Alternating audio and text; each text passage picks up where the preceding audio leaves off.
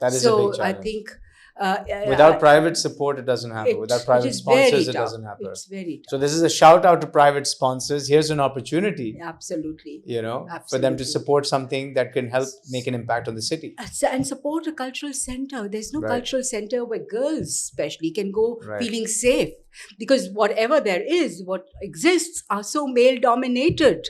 There's a lot of harassment going on in these places. I won't name any, but whatever there are, where every girl who's talked to me has talked about the harassment that goes there. So I mean, you need to, and they're all run by men, obviously, and they're dominated by men.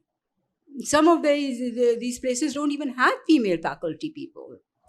So, so that's what I want to do. And yes, I would really ask, request, appeal for support to set up something like this. Would that be your legacy? I hope so. I hope so. Yes. That would be a great if legacy. I succeed in that, in being able to create that. Hopefully this platform, and we're here to help support And if it. I can't create that, at least my legacy will be that I've taught hundreds of students. Right. But I don't know what they will do. Where will they perform? How it will move forward. So basically, you're saying that for the awareness around this to be created, there needs to be an outlet. I think so. And this cultural center is that outlet. Yeah. That people can go to. Yeah. There's a preservation of these art forms in whatever way. I mean, a preservation of for instance, just the archives of it.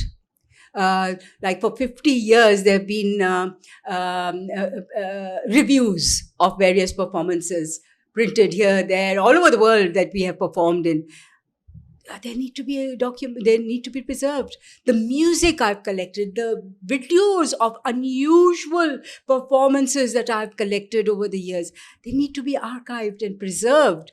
And I think the fact that I've taught so many students who don't have spaces where they can perform their classical things that they've learned. They are asked to perform, but Indian gaane pe kar dena, is music pe, us music pe, but not the because people don't tend to promote this. So at least a small space where these things are preserved, where these dances can continue, where performances can continue. I want a space where, for instance, you have guests from abroad tomorrow. Where do you take them to show your culture? Good question. Where do you take them? It's very few. There's nowhere. Actually, there is no I mean, there should be a center where something is going on every day. So you can say, okay, tomorrow is they have the Qawwali night. The day after they have a classical dance night. The day after they have a folk dance night. So we can choose. This is what I want to do. A space where something is going on every day. And I think and I've said this to every Pakistani leader that has come. I've approached them and given them this proposal. The city will change. The face of the city will change.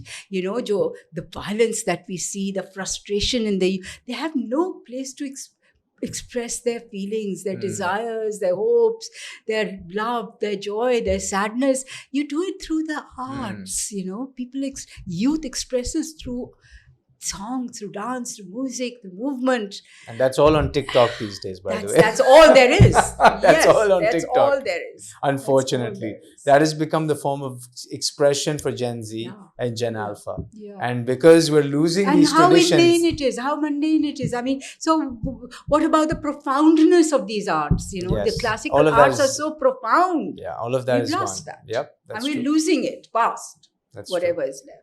So here's an opportunity for you to do something. If you want to sponsor an opportunity like this, here's a great cultural center opportunity that I think we can build with Ms. Sheema Kirmani, with your support, with your guidance, with your leadership.